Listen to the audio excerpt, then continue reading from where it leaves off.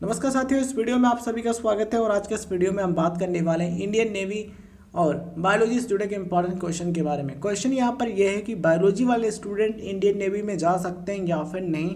अगर जा सकते हैं तो कैसे, क्या करना होगा, कौन सा एग्जाम या फिर कोर्स करना होगा। अगर आप जानना चाहते हैं तो वीडियो का एंड तक बने रहिए। साथियों, बात करते हैं पॉपुलर एग्जाम की। आप सभी का क्वेश्चन ये हो सकता है कि सर क्या हम एनडीए एग्जाम देख करके इंडियन नेवी ज्वाइन कर सकते हैं? तो आप ज्वाइन कर सकते हैं, लेकिन एनडीए एग्ज़ाम देने के लिए ज़रूरी है कि आप कम से कम 12th पास हो। और इंडियन नेवी ज्वाइन करना चाहते हैं एनडीए के थ्रू, तो ज़रूरी है कि 12th आपने फिजिक्स और मैथमेटिक्स यानी कि भौतिक विज्ञान और गणित विषय के साथ किया हो। मतलब कि ये जो दो सब्जेक्ट है ये आपके 12th में होने ही चाहिए, कंपलसरी सब्जेक्ट है। और 12th में आपके पास फिजिक्स, केमिस्ट्री, बायोलॉजी था, मैथमेटिक्स नहीं था, इसलिए आप एनडीए एग्ज़ाम दे करके इंडियन नेवी ज्वाइन नहीं कर सकते हैं। तो कौन सा एग्ज़ाम दे करके ज्वाइन कर सकते हैं ये भी हम आपको बताएंगे, ठीक है। लास्ट तक बने रहिएगा। सीडीएस की बात करें तो सीडीएस का एग्ज़ाम दे करके आप इंडियन नेवी ज्वाइन कर सकते हैं, इंडियन नेवल अकेडमी ज्वाइन कर सकते हैं। लेकिन उसके लिए ज़रूरी कि आपने बी या फिर बीटेक किया हो, 12th लेवल पर आपके पास फिजिक्स और मैथमेटिक्स हो, और आपने बायोलॉजी से 12th किया है, इसलिए आप सीडीएस एग्ज़ाम दे करके इंडियन नेवल अकेडमी ज्वाइन नहीं कर सकते। अब सवाल आपके मन में होगा, सर हम कौन सा एग्ज़ाम या फिर कौन सा जो भर्ती होता है उसमें अप्लाई करके इंडियन नेवी ज्वाइन कर सकते हैं, ये तो बताओ। चलिए बात करते हैं। तो स्क्रीन पर आप देख पा रहे हैं, ये रहा notification. The Indian navy invites applications for short service commission officers for various entries. ठीक है, ये जून 2023 का है, जब ये नोटिफिकेशन जारी किया गया था तब का है। ठीक है, तो यहाँ पर आप देख पा रहे हैं अलग अलग ब्रांचेज हैं जिनमें भर्ती थी, इसलिए नोटिफिकेशन जारी हुआ है। और इसमें क्या क्वालिफिकेशन चाहिए होगी ये भी बताया गया है, ठीक है। तो ये जो रिक्रूटमेंट का प्रोसेस होता है शॉर्ट सर्विस कमीशन ऑफिसर्स का, आप इसमें अप्लाई कर सकते हैं। ये जो एंट्री है इसमें अप्लाई कर सकते हैं। कैसे अप्लाई कर सकते हैं समझिएगा, काफ़ी इंपॉर्टेंट है और काफ़ी ध्यान से समझेंगे तभी आपको समझ में आएगा कि हम क्या करना चाहते हैं। तो यहाँ पर आप देखें एलिजिबिलिटी कंडीशंस लिखा हुआ है, एजुकेशनल क्वालिफिकेशन यहाँ पर मेंशन की गई है। यहाँ ब्रांच आप देख पा रहे होंगे या फिर कैडर देख पा रहे होंगे, जनरल सर्विस हाइड्रो कैडर। अगर आप इसमें जाना चाहते हैं देन ज़रूरी है कि बी या फिर बीटेक आपने किया हो। यहाँ पर देखिए क्या लिखा हुआ है, बी और B Tech in any discipline with minimum 60% marks, यानी कि बी या फिर बीटेक आपने किया हो किसी भी ब्रांच में, इंजीनियरिंग की किसी भी ब्रांच यानी कि किसी भी सब्जेक्ट में, ठीक है। और मिनिमम आपके 60% यानी कि कम से कम आपके बी या फिर बीटेक में 60% मार्क्स तो होने चाहिए। तो क्या आप इसके लिए अप्लाई कर सकते हैं? हाँ, अप्लाई कर सकते हैं। कैसे अप्लाई कर सकते हैं? 12th बायोलॉजी के बाद आपको बी या फिर बीटेक करना होगा। अब आपके मन में सवाल होगा, सर आपने कुछ देर पहले भी तो बताया था कि आप बी या फिर बीटेक नहीं कर सकते हैं। तो इसका जवाब भी सही है, समझिए। इंजीनियरिंग के कुछ मेन ब्रांचेस हैं जैसे कि mechanical engineering, civil engineering, electronics engineering, electrical engineering, ठीक है, कंप्यूटर साइंस इंजीनियरिंग या फिर आईटी। इनके लिए ज़रूरी है कि 12th आपने फिजिक्स, केमिस्ट्री, मैथमेटिक्स से किया हो, तभी आप इनमें बी या फिर बीटेक कर सकते हैं। बट इंजीनियरिंग की कुछ ब्रांचेस हैं जैसे कि B Tech in agriculture engineering, B Tech in biomedical engineering, आप इनमें बीटेक कर सकते हैं या फिर बी कर सकते हैं। देखिए, B Tech in agriculture engineering, B Tech in biomedical engineering, इनके लिए मिनिमम क्वालिफिकेशन है 12th पास। 12th में अगर आपके पास फिजिक्स, केमिस्ट्री, बायोलॉजी था या फिर फिजिक्स, केमिस्ट्री, मैथमेटिक्स था, दोनों में से कोई भी था, ठीक है, तब भी आप बीटेक इन एग्रीकल्चर इंजीनियरिंग कर सकते हैं या फिर बीटेक इन बायोमेडिकल इंजीनियरिंग कर सकते हैं।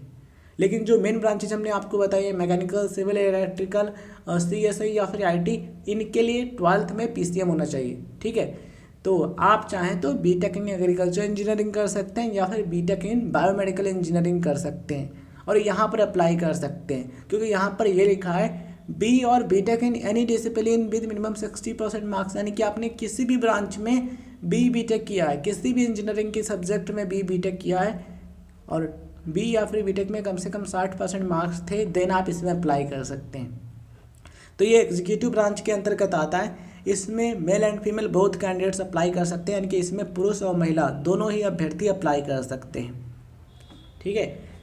तो 12th बायोलॉजी के बाद आप बीटेक इन बायोमेडिकल इंजीनियरिंग कर सकते हैं या फिर बीटेक इन एग्रीकल्चर इंजीनियरिंग कर सकते हैं, देन आप इसमें अप्लाई कर सकते हैं, क्योंकि यहाँ पर लिखा हुआ है एनी डिसिप्लिन, यानी किसी भी ब्रांच में किया है तो अप्लाई कर सकते हैं।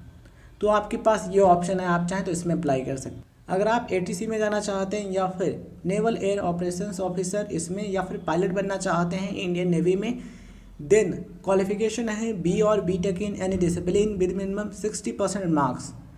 तो उसके लिए ज़रूरी है कि आपने बी या फिर BTech किया हो इंजीनियरिंग के किसी भी ब्रांच में। तो आप चाहें तो बायोमेडिकल इंजीनियरिंग या फिर एग्रीकल्चर इंजीनियरिंग में बी या फिर BTech कर सकते हैं, देन आप इसमें अप्लाई कर सकते हैं। ध्यान रखना ज़रूरी ये है कि बी या फिर BTech में आपके कम से कम 60% तो मार्क्स होने ही चाहिए, यानी कि मिनिमम 60% मार्क्स तो आपको कम से कम लाना ही है, और इससे ज़्यादा हो सके तो अपनी तरफ से ज़्यादा लाने का प्रयास करें। और यहाँ पर यह भी है कि 10th और 12th में आपके मिनिमम 60% यानी 60% मार्क्स होने ज़रूरी हैं। इसके अलावा जो इंग्लिश सब्जेक्ट है इसमें भी कम से कम 60% मार्क्स होने चाहिए 10th और 12th में, या फिर 10th या 12th में, यानी कि 10वीं में 60% हैं इंग्लिश में और या फिर 12th में 60% है इंग्लिश में, देन आप इसमें अप्लाई कर सकते हैं। ठीक है, तो ये क्वालिफ़िकेशन है। अगर आप ये क्वालिफ़िकेशन प्राप्त कर सकते हैं देन आप डेफिनेटली इसमें अप्लाई कर सकते हैं। ठीक है, इसके अलावा यहाँ पर ब्रांच है लॉजिस्टिक्स। अगर आप इसमें अप्लाई करना चाहते हैं तो बी या फिर BTech कर सकते हैं, जो हमने आपको ब्रांचेज बताई हैं। BTech इन एग्रीकल्चर इंजीनियरिंग ये जो कोर्स है आप कर सकते हैं, क्योंकि आप बायोलॉजी वाले स्टूडेंट हैं तब भी कर सकते हैं इसको, या फिर BTech इन बायोमेडिकल इंजीनियरिंग। इसके अलावा 1 या 2 यूनिवर्सिटी हैं जो कि बायोलॉजी वाले स्टूडेंट को भी कंप्यूटर साइंस में जो BTech कोर्स होता है इसमें भी एडमिशन देती हैं। तो आप चाहें तो उनका वो कोर्स कर सकते हैं, देन आप अप्लाई कर सकते हैं। ठीक है, तो जहाँ पर बी और BTech इन एनी डिसिप्लिन लिखा हुआ है ना, उसमें आप अप्लाई कर सकते हैं, बी या फिर BTech किसी भी ब्रांच में करके। तो यहाँ पर भी वही लिखा हुआ है, यहाँ पर ये भी लिखा है कि आपको फर्स्ट क्लास पास करना है, मतलब कि बी या फिर BTech आपको फर्स्ट क्लास में पास करना है, यानी कि फर्स्ट डिवीज़न में पास करना है, देन आप इसमें अप्लाई कर सकते हैं। या फिर आप MBA कर सकते हैं फर्स्ट क्लास, देन आप इसमें अप्लाई कर सकते हैं। 12th बायोलॉजी के बाद आप BSc कर सकते हैं। ठीक है, या फिर BTech कर सकते हैं जो ब्रांचेज बताई उनमें। तो 12th बायोलॉजी के बाद BSc या फिर BA कोई भी आप ग्रेजुएट डिग्री कोर्स कर लीजिए, उसके बाद आप MBA कर लीजिए। MBA में आपको अच्छे मार्क्स लाने हैं कि फर्स्ट क्लास में पास करना है, देन आप इस ब्रांच के लिए अप्लाई कर सकते हैं। किसके लिए? लॉजिस्टिक्स के लिए। ठीक है, अगर आप ये क्वालिफिकेशन रखते हैं तो भी अप्लाई कर सकते हैं, और अगर आप ये क्वालिफिकेशन नहीं रखते हैं तो नीचे जो क्वालिफिकेशन बताई गई हैं इनमें से कोई क्वालिफिकेशन रखते हैं तब भी अप्लाई कर सकते हैं। कौन कौन सी? BSc और BCom और BSc IT with first class एवं with PG diploma in finance, logistics, supply chain management, material management. तो देखिए 12th बायोलॉजी के बाद आप चाहें तो BSc कर सकते हैं या फिर BSc IT कर सकते हैं। ध्यान रखना है कि फर्स्ट क्लास आपको पास करना है, और उसके बाद आपको PG डिप्लोमा इन फाइनेंस करना है, यानी कि आप फाइनेंस में PG डिप्लोमा कर सकते हैं, या फिर आप लॉजिस्टिक्स में या फिर ये जो ब्रांच बताई गई इनमें कर सकते हैं PG डिप्लोमा, देन आप इसमें अप्लाई कर सकते हैं। ठीक है, या फिर आप MCA कर सकते हैं। 12th बायोलॉजी के बाद आप BCA में एडमिशन ले सकते हैं, उसके बाद MCA कर सकते हैं, और MCA आपको फर्स्ट क्लास पास करना है, देन अप्लाई कर सकते हैं। या फिर 12th बायोलॉजी के बाद आप BSc IT कर सकते हैं। देखिए BSc IT के कुछ कॉलेजेस हैं जो कि बायोलॉजी वाले स्टूडेंट को भी एडमिशन देते हैं, तो आप चाहें तो BSc IT कर सकते हैं, उसके बाद MSc IT कर सकते हैं, और उसके बाद आप इसमें अप्लाई कर सकते हैं। ठीक है, तो ये क्वालिफ़िकेशन अगर आप प्राप्त कर लेते हैं देन आप इसमें अप्लाई कर सकते हैं।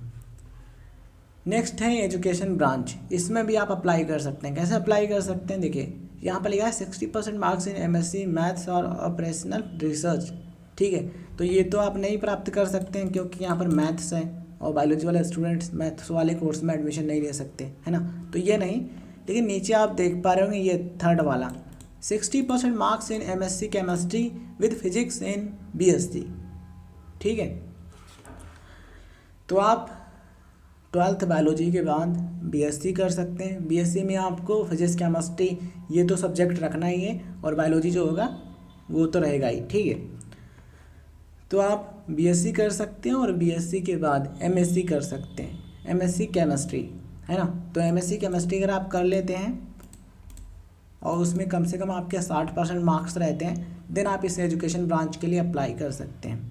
और नीचे जो क्वालिफिकेशन मेंशन की गई ये आप प्राप्त नहीं कर सकते हैं क्योंकि 12th आपने बायोलॉजी से किया। देखिए यहाँ पर क्या लिखा हुआ है, बी और B Tech with minimum 60% marks in mechanical engineering, और मैकेनिकल इंजीनियरिंग के लिए ज़रूरी है कि 12th आपने फिजिक्स केमिस्ट्री मैथमेटिक्स से किया हो। तो बायोलॉजी वाले स्टूडेंट ये जो नीचे क्वालिफिकेशन बताई गई है ये नहीं प्राप्त कर सकते हैं। बट ये जो हमने आपको ऊपर बताया है ये बी और बी टेक यानी डिसिप्लिन यानी कि इंजीनियरिंग की कोई भी ब्रांच यहाँ पर डिमांड की जा रही है, तो ऐसे में आप बायोमेडिकल इंजीनियरिंग या फिर एग्रीकल्चर इंजीनियरिंग में बी या फिर बी टेक कर सकते हैं, देन अप्लाई कर सकते हैं, या फिर लॉजिस्टिक्स में जाना है तो आप MBA कर सकते हैं। हमने आपको बताया क्या लिखा हुआ है, MBA विथ फर्स्ट क्लास ये कर सकते हैं, फिर इसमें अप्लाई कर सकते हैं BSc और उसके बाद PG डिप्लोमा कर सकते हैं फाइनेंस में या फिर लॉजिस्टिक्स में या फिर सप्लाई चेन मैनेजमेंट में या फिर मटेरियल मैनेजमेंट में, तब भी अप्लाई कर सकते हैं। या फिर 12th बायोलॉजी के बाद आप BCA कर सकते हैं, उसके बाद MCA कर सकते हैं, देन आप इसमें अप्लाई कर सकते हैं। तो ये ऑप्शन है आपके पास इंडियन नेवी में जाने के लिए, ठीक है। और इसमें male and female both candidates apply कर सकते हैं, मतलब कि महिला और पुरुष दोनों ही अभ्यर्थी अप्लाई कर सकते हैं, लड़के और लड़कियां दोनों ही इसमें जा सकते हैं।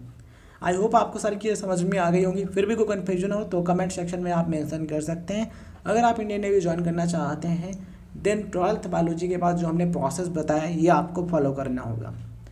आई होप ये वीडियो जानकारी आपके लिए काफ़ी हेल्पफुल रही होगी।